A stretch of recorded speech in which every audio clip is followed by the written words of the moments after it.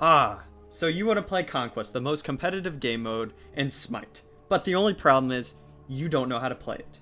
Well, that's why I'm here. You've come to the right place. I can teach you how to play Conquest.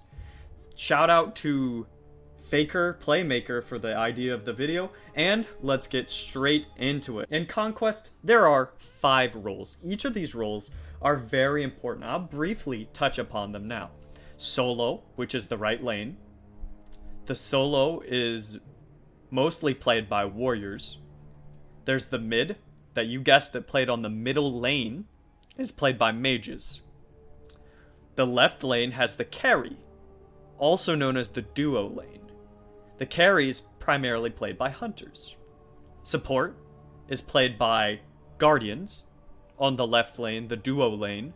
And there's the jungle. The jungle is primarily played by assassins, and they roam the jungle, and then they gank and do whatever really they want. But let's go ahead and get into starts. So what a start is, after you're done getting items in Fountain, you go to take a buff. Once you, depending on what role you get, depends on what buff you get.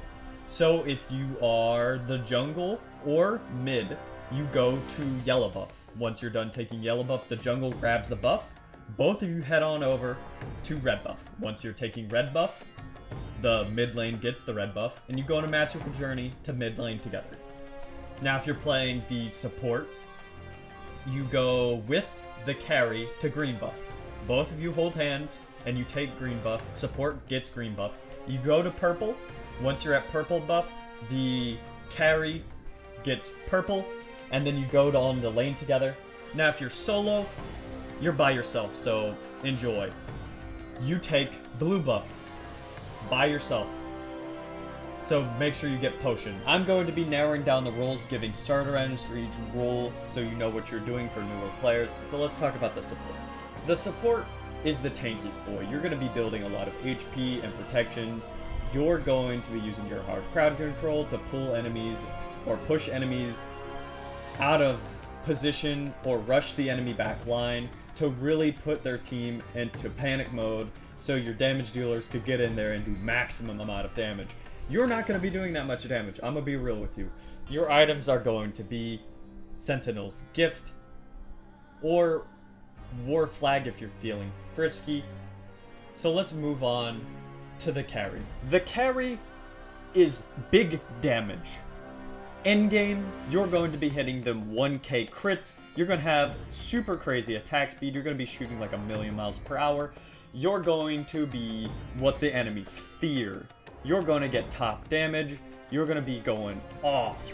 You're going to be grabbing their toes and devouring their souls. The team relies on you to pump out massive damage, and you're going to be laser beaming the enemies with your insanely fast basic attacks. As your starter items, you're going to be building Death's Toll or Hunter's Cal, your choice. I prefer Death's Toll, but whatever you want. So let's move on to mid. The mid lane, it's your responsibility to deal large amounts of magical damage. You're the magic DPS. You need to pump out large amount of damage, not through basic attacks like Hunters, but through abilities. You could also heal your team and also support your team in other ways, but for the most part, you're going to be doing damage. There's downsides to this lane, and they're pretty big.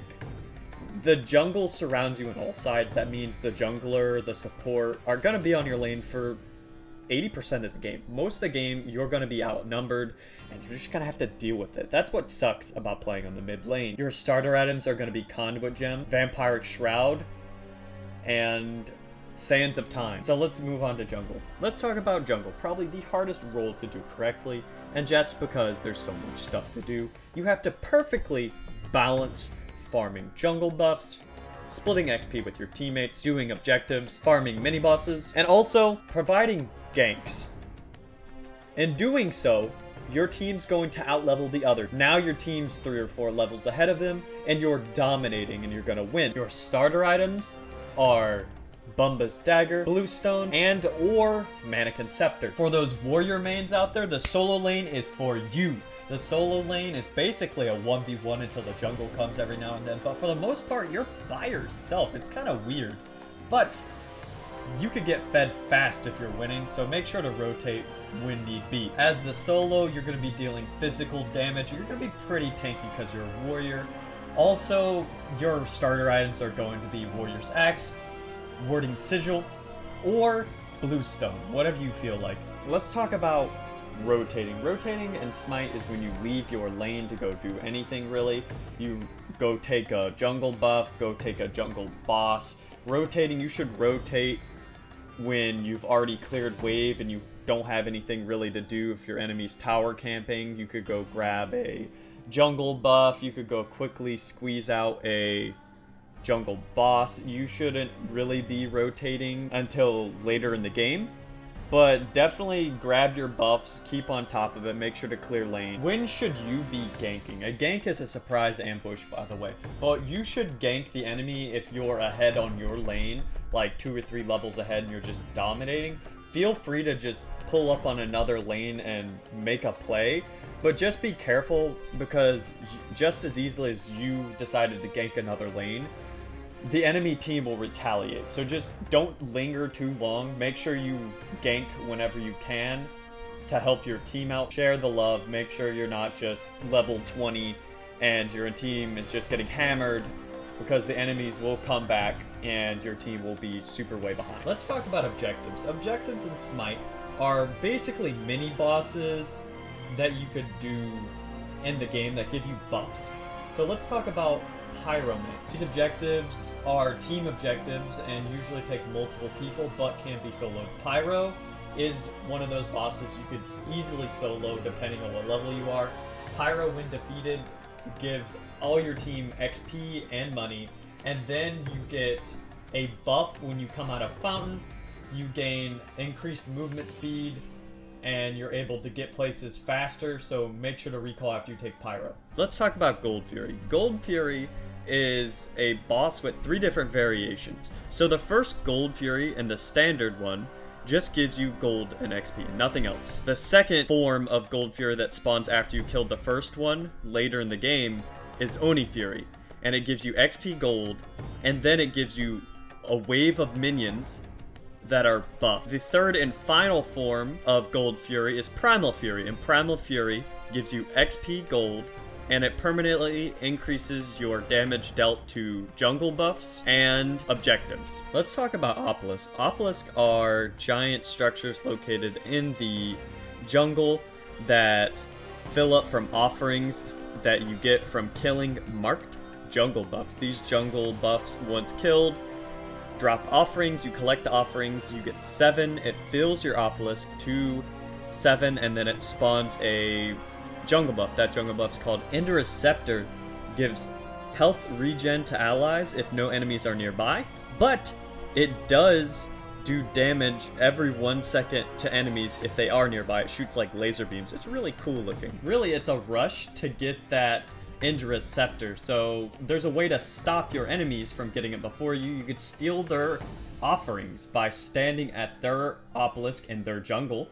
It takes a little bit of your HP, but you steal an offering. Just be careful, because the enemies see you on the map when you're taking damage, so make sure you're careful, because the whole team will pull up on you if they find out you're taking their offerings. Let's talk about Fire Giant, my favorite objective, and that's just because it's so hard. You need 4 or 5 people, the majority of the team, to take this thing on. Fire Giant gives you a very powerful buff that gives you power. It also gives you regen to your health and mana every 5 seconds. And it increases your damage dealt to towers and phoenixes by 25%, which is nuts. And this bad boy lasts 4 minutes. At 30 minutes in the game, the enhanced Fire Giant spawns. And this bad boy is even harder than the regular Fire Giant, and he gives you an even stronger buff. And it's just the same thing, just on crack. But Fire Giant's difficult. Let's talk about Oracles. Oracles are 2 little minions that spawn beside Gold Fury, that when you kill them, they get you XP and gold. They're very easy. You could take them at like level 3. They're not very hard to do. They grant you sight around Gold Fury. On the minimap, you could see if the enemy team is taking or around Gold Fury. So it's just a good way, instead of buying wards, just taking the oracles. Alright, let's talk about Greater Scorpion. Greater Scorpion's not really an objective, it's more like a jungle boss. jungle buff, not really a big deal. You could destroy it at like level 7 or 8. If you kill Greater Scorpion, they give you enhanced jungle buffs. Let's talk about the different phases of Conquest. I'll briefly touch upon them, not going to go into too big detail. So early game is just, you know, farming from like level 1 to 10. Nothing crazy's happening, nothing insane is going on. You're just farming, taking your jungle buff, you're fighting, there's not a lot of ganks happening. It's just the jungle shows up here and there. Mid game is where the team fights start happening, where the whole team's going to pull up on mid lane or whatever lane they're going to pull up on, and you're going to start having some more head-on confrontations. Late game is the end all be all, the big fights over Fire Giant. A lot of different cool fun stuff's going on. You should be full build at late game, and then you end the game. Hey guys, it's the end of the video. If you like this content, please like, comment, and subscribe. And if I missed something or you have further questions, go ahead and ask them in the comment section. I'll try to answer them. So, see you guys later.